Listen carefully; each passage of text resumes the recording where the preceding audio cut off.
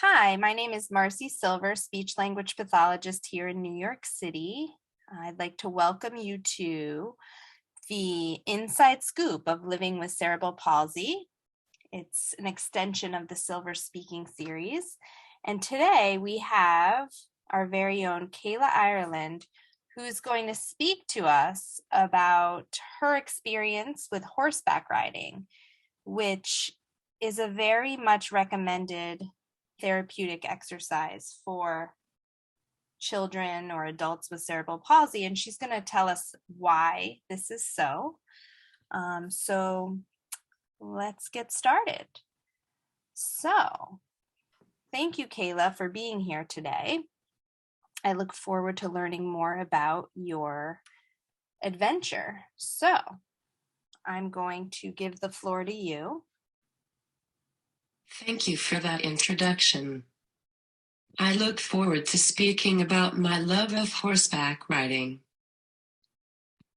Yeah, I've been following you over the years, seeing your pictures. I remember when you first started. I think you started back when I was working with you, actually. Yeah. So, would you say that horseback riding is your passion? Yeah. Yes, I have been passionate about riding from a young age, while understanding that it is a therapy to develop, improve, and maintain skills. As we speak, I am looking at a framed diamond painting of me riding in front of my desk that my grandparents did for me by hand one Christmas. I also want to say that it isn't the only horse thing in my room. That's great. So you have a horse theme in your room. Wow. Well, they're beautiful creatures. So, tell me, how did your parents first hear about horseback riding? I don't know, but my dad has had horse experience. Wow, well, knowing your parents well, they obviously, they really searched for the best therapists and the best therapies for you and the best outlets for you. Who recommended it to you? No, no.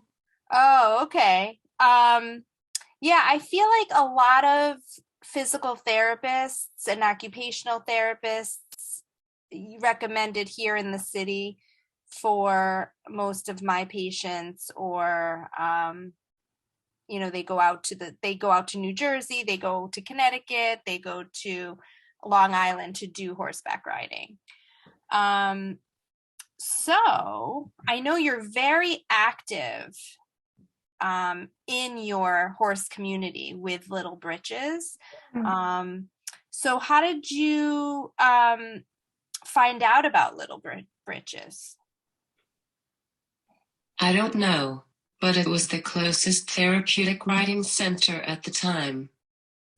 Yeah, and at the time, when we first started, I know that the internet wasn't as strong as far as, websites and things like that. That the media wasn't as big Yeah. and forward, and now, everything's on the internet. How long has Little Britches been around? They have been serving people like me for 42 years. In 1979, Betty Lou McColgan and Peg Sweeney saw a need for therapeutic and recreational activity for individuals with disabilities, and Little Britches was founded. The mission of Little Britches is to improve the lives of people with disabilities using the movement of the horse. Actually, Peg was my first instructor, and I still have my first ever Little Britches shirt. Up to recently, it has been worn by my two sisters and myself. I definitely plan on displaying it in my room, though, so I will always have it. Oh, wow. You have your first shirt? Yeah. Wow. It must be torn and smelly with all No. that sweat and work. Okay, so I know, we've been working up to this interview and there's been so many questions about horseback riding. Yeah. And, you are constantly making it known that there are so many levels of horseback riding. Mm. And when I ask a question, you're like, well, then there's another level and another level. So today we're just going to keep it pretty basic, but then, we're going to do more episodes on different topics, different horseback riding exercises, a whole bunch of different topics for the inside scoop of living with cerebral palsy. So I think my question to you, and I think other people want to know, what exactly is therapeutic riding? Therapeutic riding is an alternative therapy that provides people with disabilities with many of the same benefits as traditional therapies. It improves physical strength, facilitates sensory integration, and promotes emotional well-being. It is also known as an equine-assisted activity and therapy. Okay. And, that's what I've known therapeutic riding to be. But there's also, you referred to the term traditional riding. So tell me more about traditional riding. Well, riding helps everyone with every aspect of a person physically, psychologically, socially, and so much more. When talking about equine-assisted activities and therapies, everyone involved, including the horse, has to be trained to be a part of the team. Okay. And then this is a whole new world to me because I have never heard of it before. And I was driving up north to California and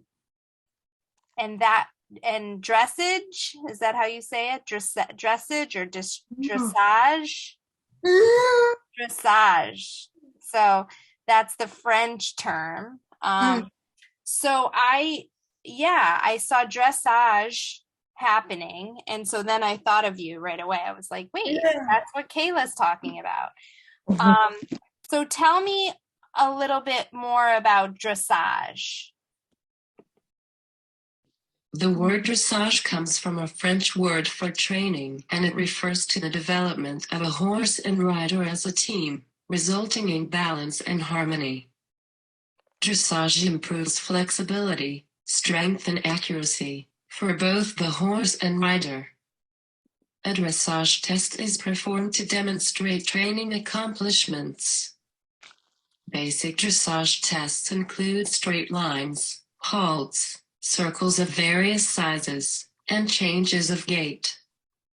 In simpler terms, it is the Pilates or dance of horse sports. Okay. That makes sense.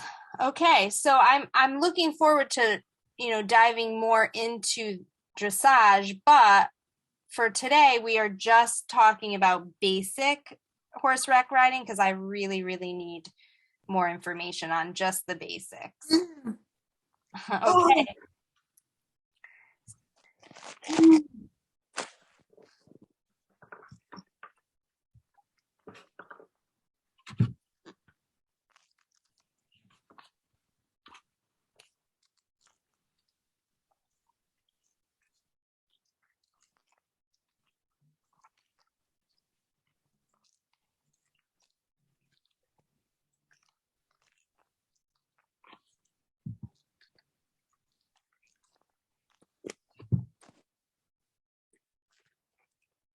Okay, so Kayla tells me that dressage is new to her as well, which is super cool that you're, diving into it and taking it upon yourself to learn more and participate in it.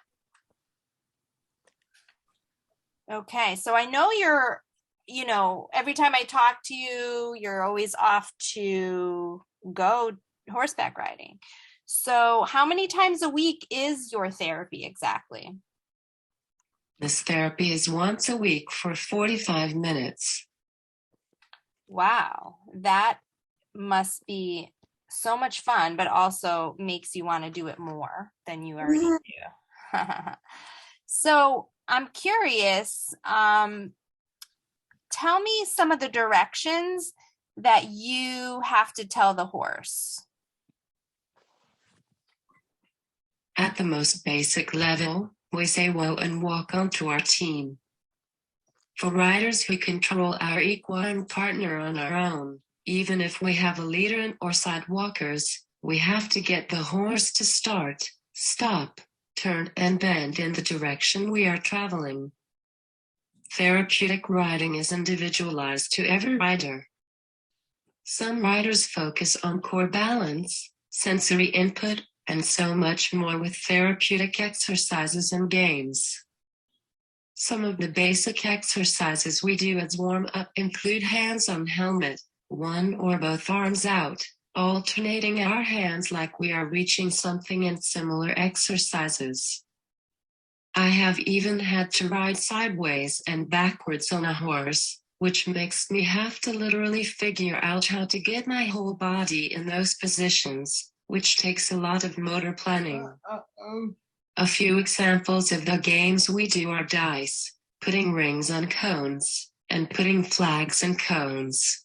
Wow. Well, Kayla, you sent me some pictures, and I was very impressed by the pictures that you sent me. I'm going to share some of them actually. One of my favorites, if I can find it. Let's see here. So there's definitely different pictures here. Can you see them? Yeah. They're coming up. All right. So she's on different horses, Can you see this one too? Came up? Yeah. All right. Yes. And then I'm trying to find the one that, here, this one might be it. This one. So I see that you're riding different horses and different exercises to go with it and different games. This looks like you're having fun, right? We know you're having fun in those pictures. They're all coming up, correct? Yeah. Okay. I will find it. But there's just so many people involved in this activity. So I'm interested in learning more about who these people are. There's always people around the horse. Yeah. So I'm interested. As you can see, there's a lot of people that it takes to do this horseback riding. So I'm interested to learn more about the people's roles. So thanks for sending me those pictures. So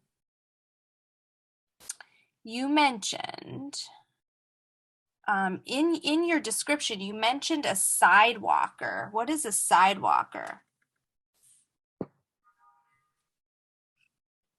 Sidewalkers are one of the most important volunteers in a therapeutic riding program. Sidewalkers are physical and emotional support for riders. Okay, thank you for that. And then you mentioned, my questions disappeared. Hold on a sec. You also mentioned an equine partner. What is that? An equine partner is a synonym for a horse or pony. Okay. And then you're talking about a leader. What does the leader do? A horse leader is responsible for holding the horse. Got it. I do need more and more. Wow. So many. I do need more and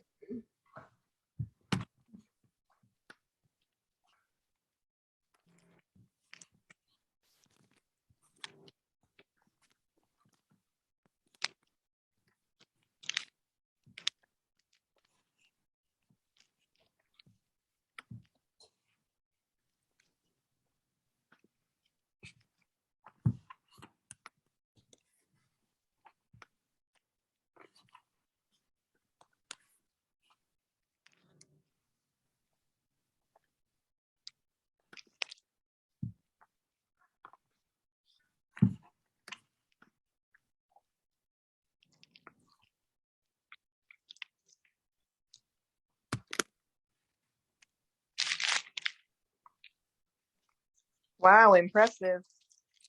Yeah, that's very impressive. Okay.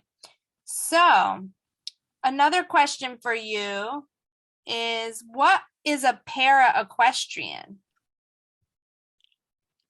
A para-equestrian is an individual that has a medically diagnosed permanent physical impairment. Para-dressage is dressage with accommodations for individuals with physical disabilities. However, para doesn't refer to paralysis, but being parallel to other riders.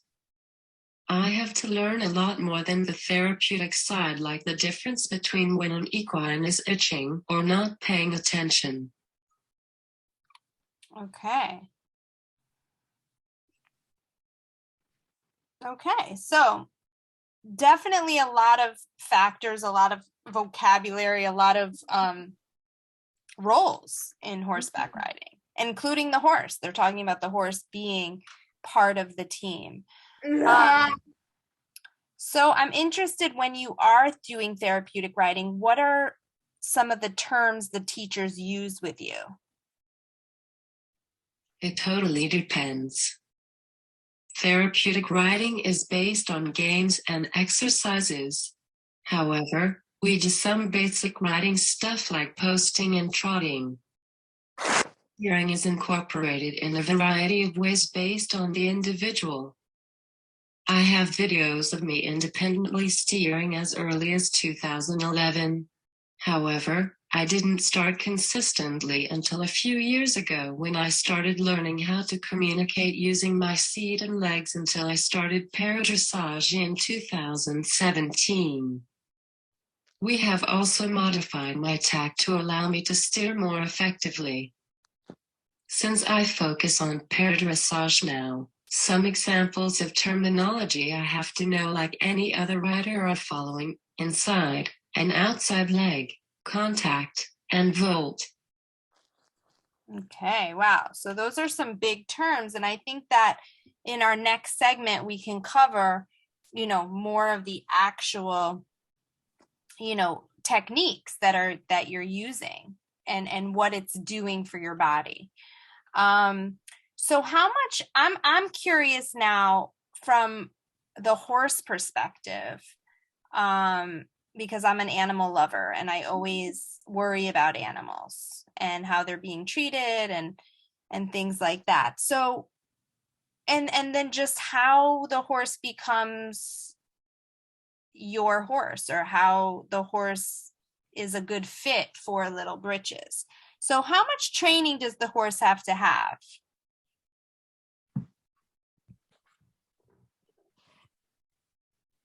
Most ponies come with some training and are used for children, but our exercise rider works with them every day to make sure they are paying attention to the leaders and riders, and exercises them to make sure they are not too frisky, especially when the cooler weather sets in. Most ponies and horses are retired, so their temperament is mild. However, They are studied by instructors and therapists to determine what human characteristics they are best suited for.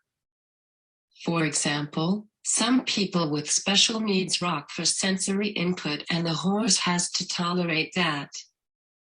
It is also important to factor in the rider's height and weight.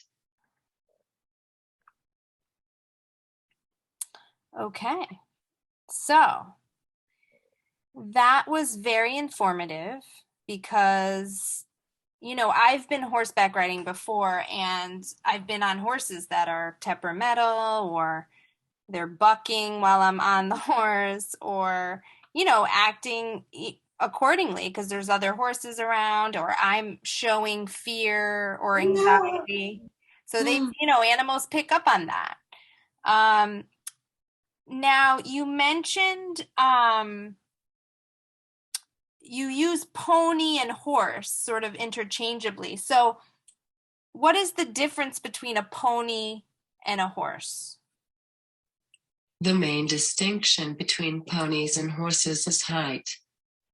A horse is usually considered to be an equine that's at least 14.2 hands, or about 4 feet 10 inches tall. A pony is an equine less than 14.2 hands.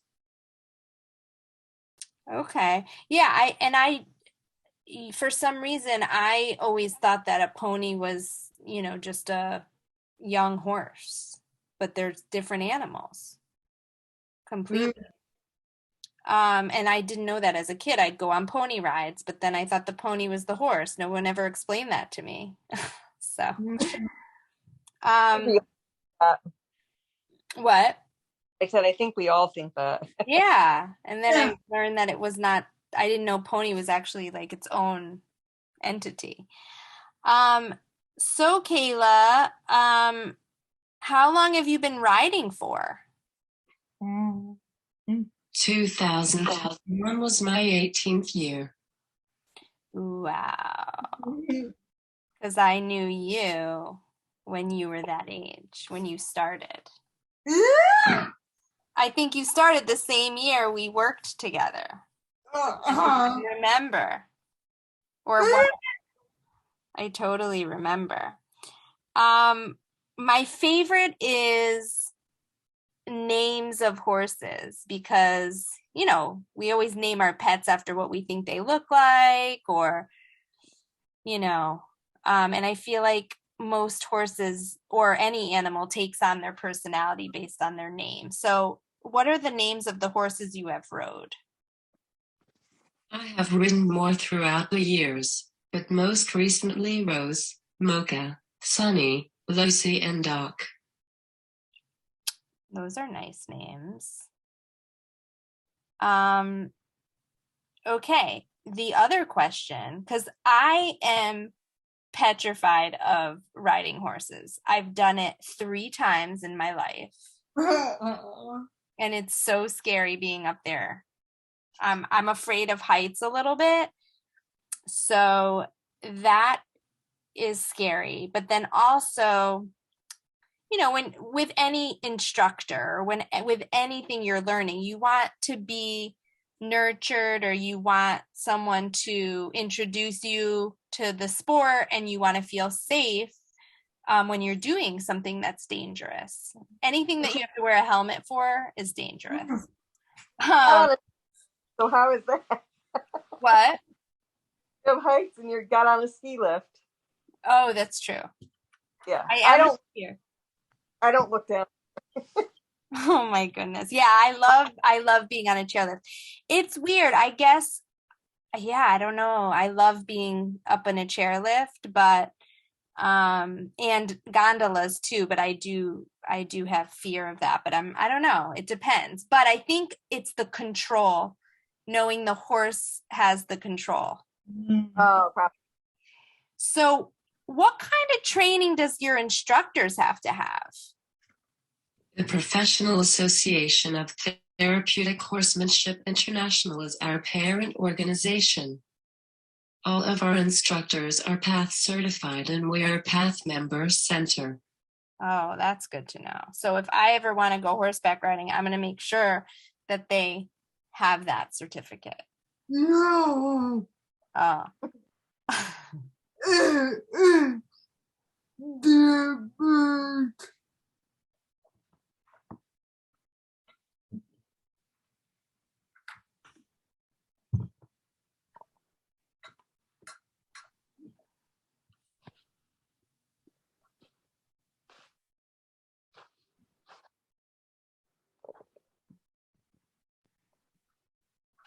I'm going to attempt to get skiing this year. Yeah, it's cold out there. The guy that actually taught me is still doing the program, so he's actually going to work with me, but I don't know if cancel it because of Corona, so I have to reach out to him and find That's out. going to be so fun. Because I know. therapeutic riding. Say it again. Different because therapeutic riding. Oh, okay. Got it. That makes sense. Okay. So now that you have a certified therapeutic instructor, I want to know what kind of nonverbal cues do you give to the horse? What do they teach you to do? The nonverbal cues are through our hands, legs, seat, and weight. The foundation concepts of centered riding that apply to all riding disciplines are centering, breathing, soft eyes, and building blocks. I also want to point out that due to our disabilities, para-equestrians have different cues than an able-bodied individual, so both the equine and rider have to understand each other even more than a typical horse and rider. Okay. So I know when I ride the horse, I am doing all the wrong things because I am anxious on there. I'm trying to breathe. I'm trying to enjoy myself, but I'm scared. So I know you're not supposed to do that with any animal. You're not supposed to show fear or anything like that. So what are you told not to do? It totally depends. For example, we automatically want to tense up when asking a horse to walk on. However, we have to relax when asking them to walk on. I remember when sidewalkers had to hold my heel so I didn't accidentally kick due to my high muscle tone. However, now I use my legs and seat to communicate with the horse. Also, I never wear my leg braces when riding, so my legs can feel everything. Another example is that I start every single ride with my feet out of the stirrups so my hamstrings can be stretched even more due to my high muscle tone. Since Mocha, one of my equine partners, was so big, I had to put my legs on her shoulders instead. Wow. That makes sense. Yeah, I mean, any move you make, and I always remember, like, they're like, don't, you have to relax. So my whole body is like not relaxed except my arm. I'm like, okay, just make, but I'm like, this is not working. And then you accidentally kick it and it means like to just keep going. All right. So now, I mean, this is really good information for parents, for other adults who want to do it, who may have some, overall muscle tone difficulties or weakness. How does it actually help your body? As a horse walks, its hips rotate in the same way humans' hips do. The muscles in the rider's hips are massaged throughout the lesson. For a person who is unable to walk, the experience of riding a horse gives the same sensation as actually walking. For someone like me, who needs assistance to walk and is confined to a wheelchair for most of the day, riding reduces my high muscle tone and improves my balance, posture, gait, and stability. Horseback riding stretches my muscles and reduces my spasticity. This allows my movements to be softer, quieter, and more accurate. As the horse moves, I am constantly thrown off balance, requiring my muscles to contract and relax in an attempt to rebalance. Riding requires me to coordinate numerous muscle groups to work together to get the horse to start, stop, turn, and bend in the direction we are traveling. And the horse provides constant feedback for me to react to, which in turn improves my motor planning. Stopping and starting the horse, changing speed and changing direction engage my core muscles. Increased core muscle strength directly impacts posture, head and trunk stability, which allows me to be as independent as possible. All these benefits help me physically and emotionally get through the day and week and reduce the constant tug-of-war I have with my own body. This makes participating in daily activities exponentially easier for me. It impacts simple daily tasks such as eating or the ability to transfer myself from my bed to wheelchair or from my wheelchair to the couch. That's wow. There's a lot of there's a lot of helpful exercises for you to do through this. I think that what would be helpful is to actually, show videos of you doing these things. It would be great to do an informational for parents to see so that one of the next segments we can show how all of these are done. So I'm curious, is it also a social activity for you? Have you met other friends who have CP who do this? Yeah. Now, do you ride with other individuals who have other disabilities? And tell me more about the other disabilities that it impacts and helps. Yes. Riders have various disabilities including, but not limited to autism, Down syndrome, cerebral palsy, progressive developmental delay, attention deficit hyperactivity disorder, and other processing disorders. Our schedules depend on a lot of things like the participant, equine availability, therapist availability for the riders who need it, instructor, and number of volunteers, as most of the sidewalkers and leaders are volunteers. Wow. I couldn't believe how many are employed there or volunteer there. So thank you so much, Kayla. This was so helpful. It was really informative to me, and I look forward to diving more into detail about dressage and actual showing each technique so we can kind of have more of an informational, especially on our Facebook, our YouTube page, for anybody who's interested in horseback riding for their children or for themselves as adults.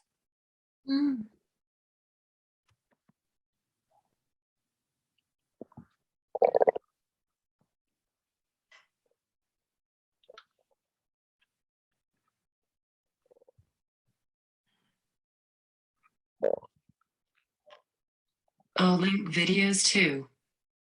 Amazing. Yeah. So this has been an eye-opener for me because I've heard of it, but I didn't know what goes into it.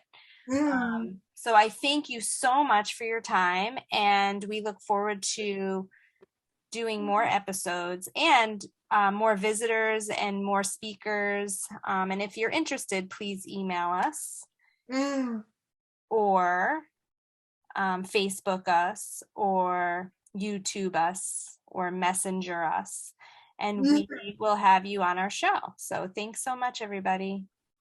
Bye. Bye.